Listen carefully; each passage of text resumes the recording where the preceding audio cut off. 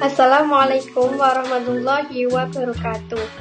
Perkenalkan, nama saya Lutfiana Dianovitasari, NIM 2020122026 dari kelas akuntansi A. Di sini saya akan menjelaskan tentang fungsi staffing. Pengertian staffing. Staffing merupakan fungsi manajemen yang hampir sama dengan organizing. Staffing merupakan salah satu fungsi manajemen berupa penyusunan personalia pada suatu organisasi sejak dini dari merekrut tenaga kerja, pengembangannya, sampai dengan usaha agar setiap karyawan memberi daya guna maksimal kepada organisasi. Yang tujuannya adalah agar semua jabatan yang kosong dapat terisi sesuai dengan kemampuan dan tanggung jawab karyawan tersebut. Macam-macam kegiatan staffing.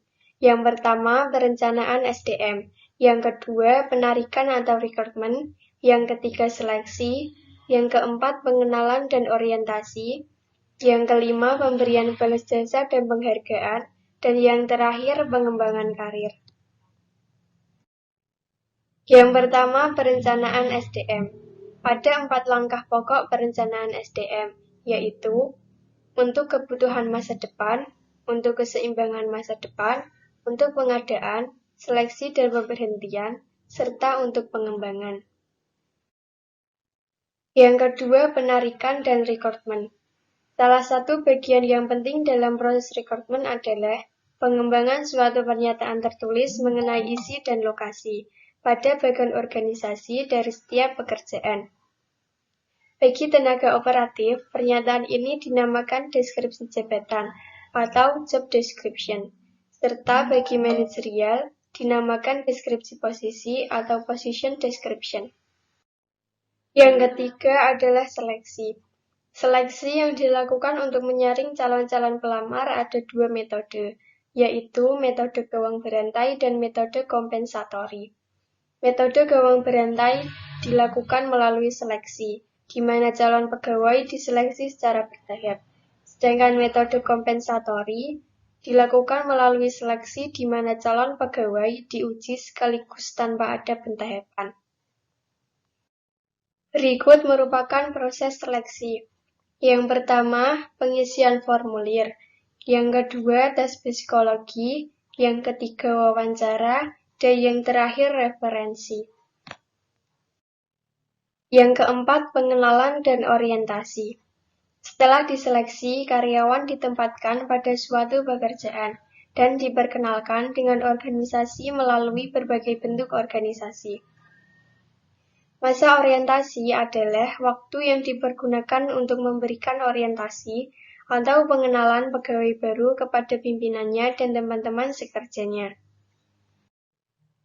Yang kelima, balas jasa dan penghargaan. Pemberian balas jasa adalah penentuan besarnya gaji atau upah, tunjangan-tunjangan, dan insentif. Wujud kompensasi. Uang yang berupa gaji dan upah, tunjangan, serta bonus. Natura yang berupa beras, gula, kopi, minyak, obat-obatan, dan lain-lain. Sedangkan kenikmatan yang berupa fasilitas rumah, kendaraan, kesehatan, dan juga yang lainnya. Yang keenam adalah latihan dan pengembangan karir. Ada banyak cara untuk melatih pegawai dalam suatu organisasi.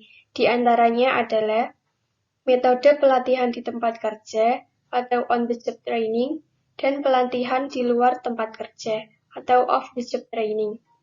Yang merupakan pelatihan di luar tempat kerja adalah seperti belajar sendiri atau self-study, tugas belajar, upgrading, magang, perputasan jabatan, permainan peranan, seminar rapat-rapat dan lain-lain, serta vestibul school.